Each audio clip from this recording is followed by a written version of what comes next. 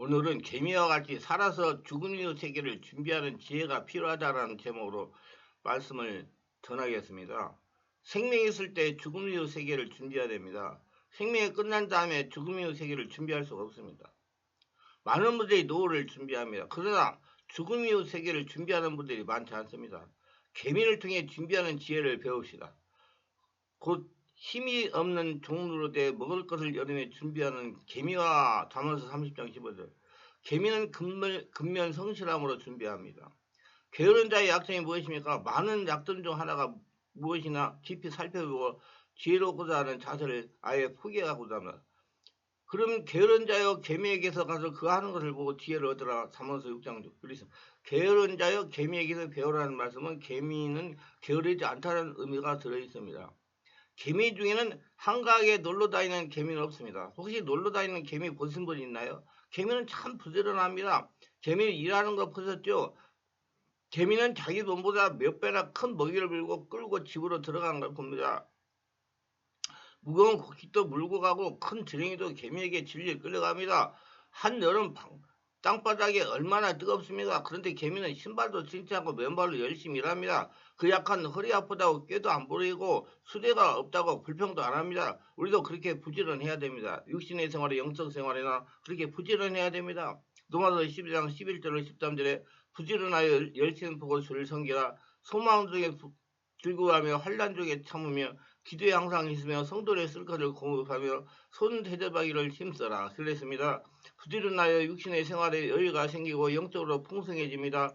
주님의 은혜로 속사람이 강건해집니다. 그래야 성도들이 쓸 것을 공부할 수 있고 손님도 대접할 수 있고 어려운 사람들을 돌볼 수가 있습니다. 개미는 자발적으로 자기 할 일을 합니다.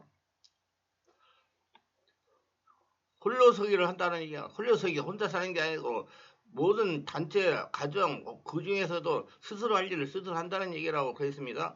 지혜 사람 솔로몬이 개미를 보고 깨달은 것이 무엇입니까? 개미에게는 두려움도 강력자도 주권자도 없다고 했습니다. 아무도 그를 이렇게 하라 저렇게 하라 지시하는 자가 없습니다. 일하라고 독려하거나 일을 분담하여 시키거나 압제하지 않습니다. 스스로 자기 할 일을 자기가 알아서 합니다. 이게 독립적 수행 능력이고 홀로서기를 할 수 있는 것입니다. 개미는 유한개미, 수개미, 일개미가 있지만 시키는 계급이 아닙니다. 개미는 아무도 보는 이가 없지만 최선을 다합니다. 게으른 사람처럼 감독관이 보고 있으면 일하는 것처럼 하고 보지 않으면 요령을 부리거나 하지 않습니다.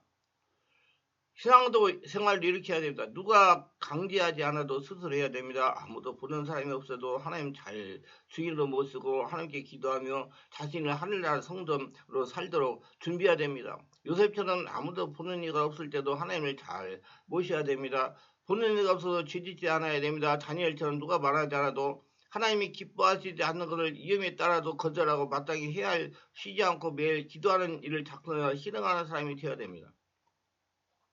초대교회 성도들처럼 성령의 감동을 받아 자발적으로 모이게 힘쓰고 말씀을 배우고 기도하기 힘쓰며 구제와 성도의 기도와 전도하기 힘써야 됩니다.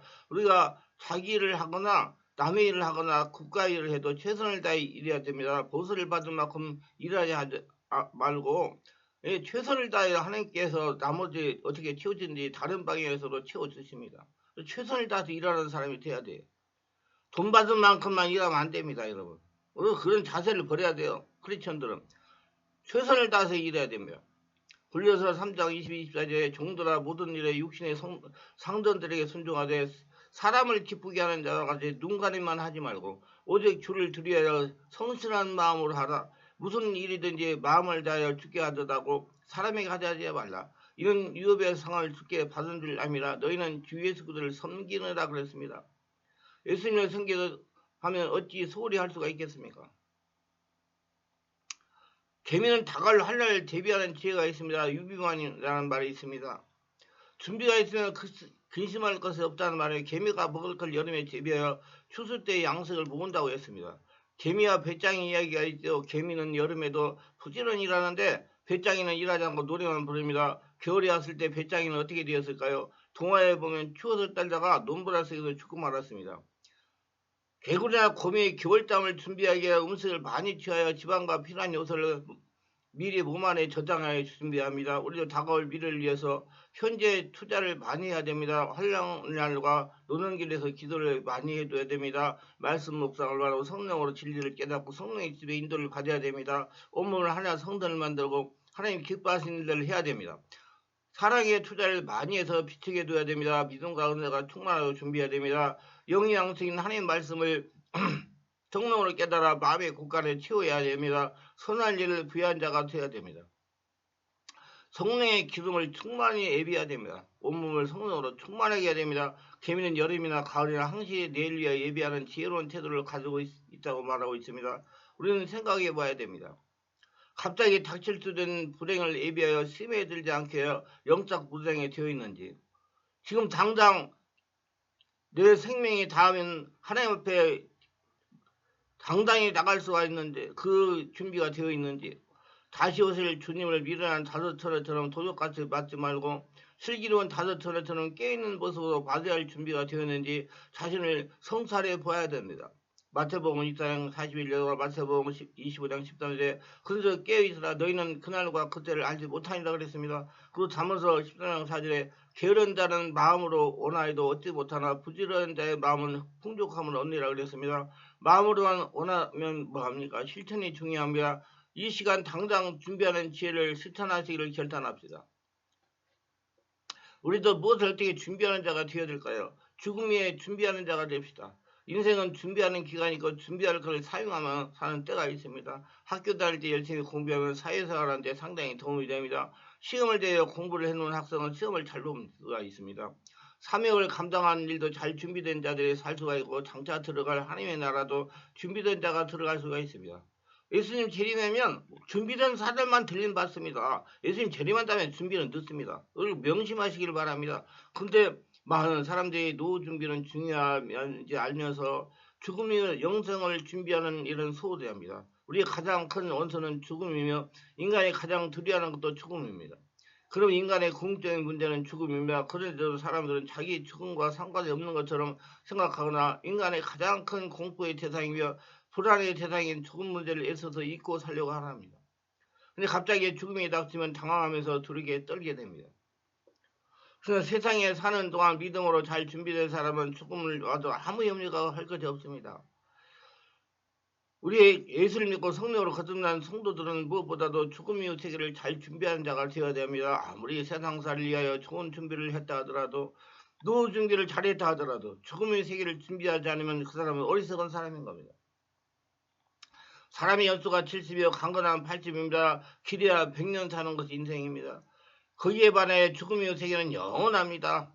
사람이 영원한 세계를 준비하지 않고 단지 노후 세척만 세운 정도로 만족하고 있다면 그 사람은 정말 미련한 사람입니다. 노후 세척보다 더 중요한 것이 죽음의 세계를 준비하는 것입니다. 그래서 저는 우리 월화 금토에 온몸 집중 정밀 치유 집회, 기도 집회를 하고 있는데 65세 이상 어른은 그냥 오셔서 그냥 은혜 받으라고 그럽니다. 부담 없이 딱 내 안에 성령으로 그 안에 나쁜 것들을 다 씻어내고 온전히 준비해가지고 가시라고. 그럼 어떻게 준비해야 될까요? 죽음 이후 세계를 위한 준비는 예수 믿고 성령의 지배와 장악이 되는 겁니다. 성령의 인도를 받는 거예요. 예수님 믿으면 영생을 얻고 하나님 자녀가 됩니다. 믿는 자들은 하나님의 자녀이기 때문에 죽어서 하나님의 집에 영원한 천국에 들어가는 것입니다. 요한복음 3장 12절에 하나님 이처럼 세상을 사랑하사 독생자를 주시니 이는 누구든지 저를 믿는 자마다 멸망하지 않고 영생을 얻게 하려 함이라 그랬습니다. 주님은 너희는 마음에 근심하지 말라 하나님을 믿으니 또 나를 믿으라 내 아버지 집에 구할 것이 많도다. 그렇지 않으면 너희 일렀으리라 내가 너희를 위하여 거처를 예비하러 가느니 가서 너희를 위하여 거처를 예비하면 다시 와서 너희를 내게 영접하여 나 있는 곳에 너희도 있게 하리라고 요한복음 14장 1, 3절에 말씀을 하셨습니다. 믿는 자들은 영원한 행복의 나라 천국에 들어갈 수 있게 죽음이 준비가 된 것입니다. 그러나 지혜로운 성도는 겨우 천국에 들어가는 것을 만족하지 않고 상급과 면류관을 받을 수 있는 영광스러운 구원에 이르기를 준비하는 자입니다. 그런 성도는 전도에 힘을 씁니다. 천국과 지옥이 있기 때문에 우리는 전도에 힘을 써야 합니다. 이 땅에서 아무리 착하게 살고 좋은 일을 많이 했어도 믿지 않으면 지옥입니다. 아무리 잘 살고 아무리 노후 중개 잘 돼가지고 잘 지내다가도 예수를 믿지 않고 자기 자신의 원죄를 해결하지 않으면 지옥입니다. 왜냐하면 아무리 착한 사람도 이미 죄인이고 죄의 삭은 사망이기 때문입니다. 이거 진리를 깨달으셔야 돼요. 우리는 부지런히 전도해서 한 사람이라도 지옥에 가지 않고 영원한 천국에 들어가게 해야 됩니다. 다니엘서 20장 3절을 보면 많은 사람들이 옳은 대로 돌아오게 한 사람은 하나님의 처럼 빛나게 된 영광스러운 존재가 된다고 그랬습니다. 예수 믿음께 전도한 사람들은 하늘의 별처럼 빛나게 된 영광스러운 존재가 된다는 것입니다. 그런 하늘나라에서 주타가 되는 것입니다. 주변에는 연약한 분들을 돌아옵시다. 마태복음 25장이면 세 가지 비유가 나옵니다. 그 세 가지 비유는 다 사후세계를 준비에 관한 비유입니다. 첫 번째 비유는 오늘 본문 열친의 비유, 두 번째 비유는 달란트 비유, 세 번째 비유는 양과 염소의 비유입니다. 주는 오른편에 있는 자들에게 지기 작은 자들에게 베푼 사랑이고 내기한 것이라고 하시며 영원한 나라를 상속받으라 하십니다. 하나님의 충성을. 근데 하나님의 충성이거는 영혼을 사랑하고 영혼을 하나님 앞에 인도하는 한 영을 쳐다도 귀하게 하는 것이 하나님의 충성하는 거예요.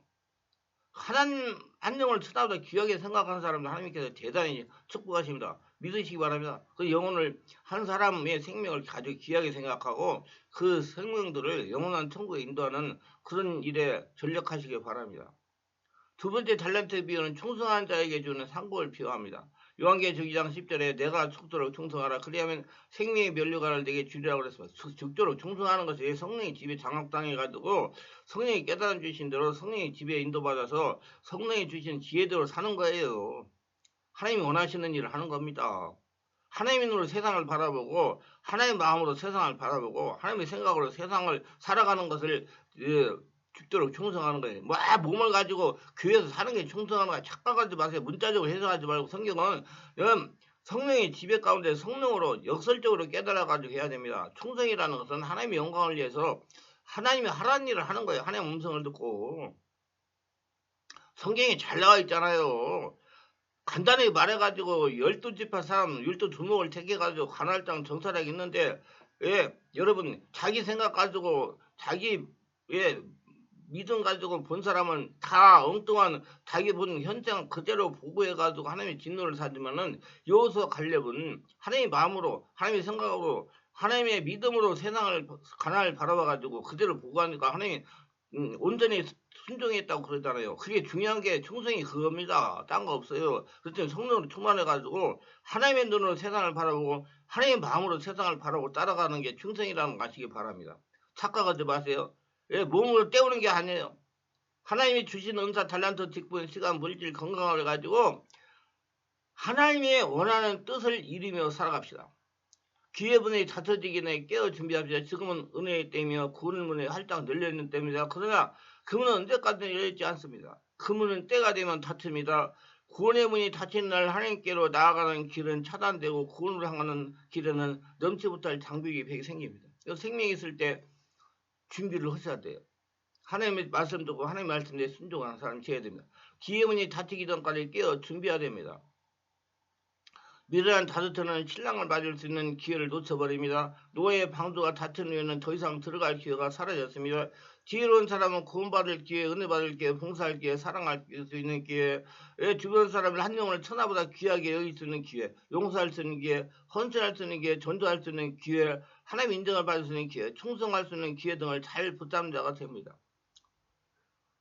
그래서 우리 젊은이들에게 한 영혼을 천하보다 귀하게 생각하는 그 믿음을 심어줘야 됩니다.